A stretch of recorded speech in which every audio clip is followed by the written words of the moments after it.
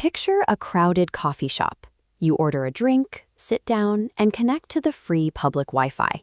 It feels like a private browsing session, but when you share a network with dozens of strangers, your data is actively broadcasting through the air for anyone nearby to grab.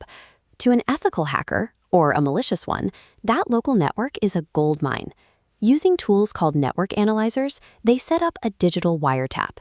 These programs sit quietly in the background, passively scooping up every raw data packet moving between the router and the devices in the room. At first glance, a packet capture is just a massive wall of digital noise, but an attacker knows exactly what to look for.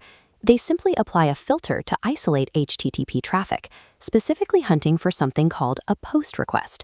This is the standard method web browsers use to submit login forms to a server. By following that single request from start to finish, the attacker uncovers the exact email and password the user just typed. No decryption is necessary.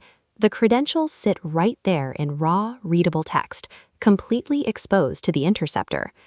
HTTP traffic offers no inherent protection. An attacker bypasses your local firewalls and malware scanners entirely by simply watching the stream. If you submit a form over an unsecured connection, you are broadcasting your credentials to the entire network.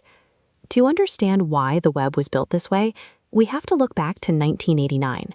When Tim Berners-Lee and his team invented the World Wide Web, their primary goal was open scientific collaboration. They designed the system to share research data freely, prioritizing easy access over rigid security. The core of that system is HTTP, the Hypertext Transfer Protocol. It acts as the universal language your browser and a web server use to talk to each other, requesting and delivering everything from HTML text files to images and videos. But HTTP lacks encryption. Transmitting data this way is exactly like sending a written postcard through the mail. Every single router, server, and network node that helps pass that message along the route can flip it over and read whatever is written on the back. A system designed for sharing public research papers breaks down when applied to online banking. Operating a modern digital economy on a foundation of exposed postcards means your most sensitive information is completely unsafe. That massive vulnerability is why the web moved to HTTPS, the secure version of the protocol. When you connect to a secure site, your browser and the server immediately perform a hidden technical handshake behind the scenes to establish strict rules for the conversation. The first pillar of this defense is encryption. Instead of sending your password in plain text, your browser uses complex mathematics to scramble your data into an unreadable mess of characters. This happens locally, before the data ever leaves your device. The interceptor captures a jumbled mess. Without the specific mathematical parameters needed to decrypt the traffic, the captured packet remains a meaningless string of characters. Encryption acts as an unbreakable envelope. It takes the vulnerable postcard system of the early internet and replaces it with a series of sealed, secure packages. But an envelope only protects the contents during transit. How does your browser guarantee it isn't delivering that secure package straight to a hacker's fake clone of your bank's website?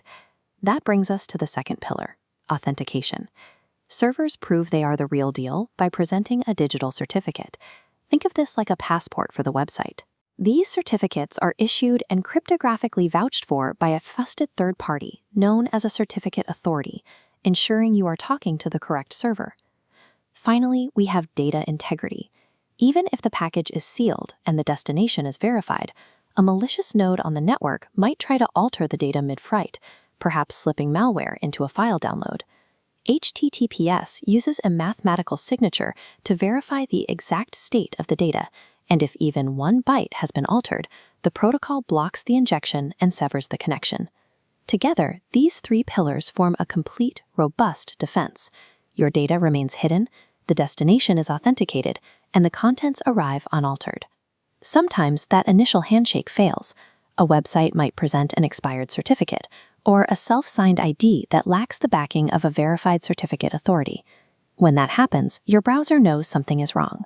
To stop a potential data leak, the browser initiates an aggressive warning system. You'll see a red slash through the padlock icon, and also a full-page alert explicitly telling you the connection is not private. Hackers count on user fatigue. Their entire methodology relies on people blindly clicking past these warnings just to get to their destination, willingly broadcasting their credentials over an unprotected connection. Your defense starts with 2 simple habits. Always verify that a closed padlock icon exists in your address bar before typing any personal data, and never manually bypass your browser's invalid certificate warning. Additionally, if you need to conduct sensitive financial tasks on a public network, use a virtual private network.